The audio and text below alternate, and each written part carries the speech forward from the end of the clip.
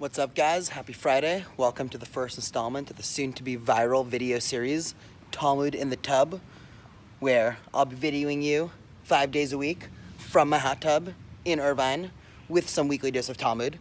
So for those of you who missed last night's Torah on Tap, we discussed cases in the Talmud about the importance of preserving one's life and saving the life of others, and how that value in Judaism is so important that it even overrides most of the laws in the Torah.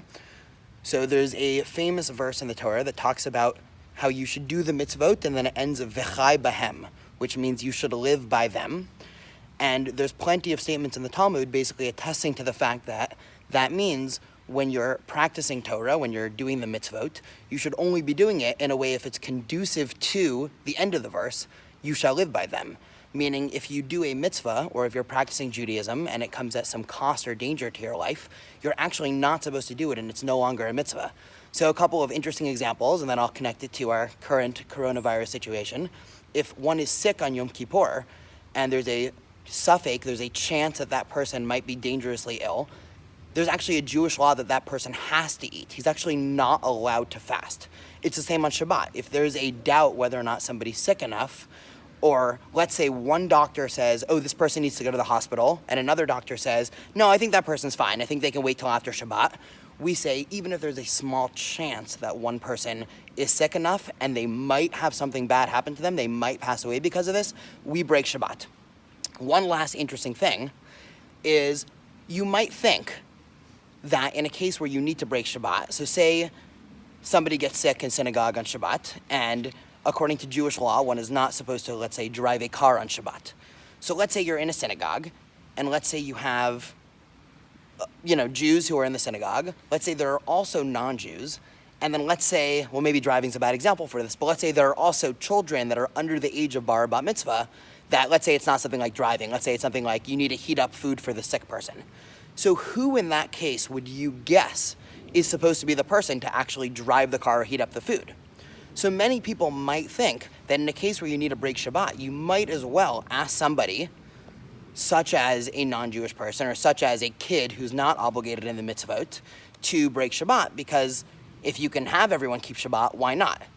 So the Rambam, one of the most famous Jewish legalists, actually says that in that case, you should specifically have the rabbi of the community be the one to drive the person, or be the one to heat up food, or be the one to light the fire, specifically to show people how important Judaism values life.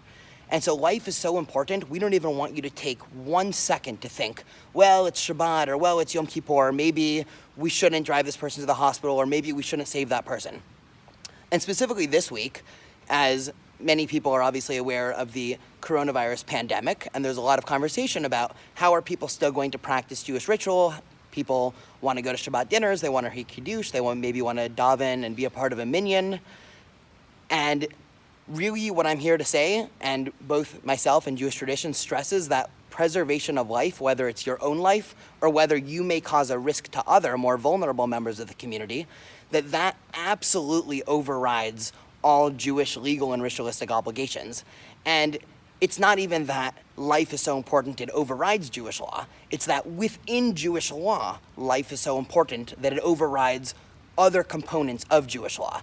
So it's actually part of Jewish law to follow health concerns and things like that. And actually the chief rabbi of Israel, Rabbi Meir Lau, came out with a statement yesterday morning basically saying that the Israeli health ministry, all of their health guidelines and things like that, are actually now codified as Jewish law. It's an amazing statement.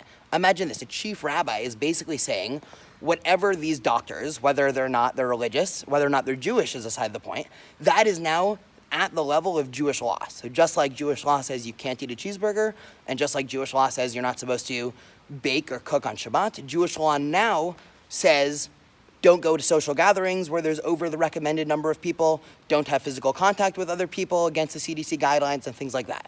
So Shabbat Shalom, here from Irvine, from the hot tub.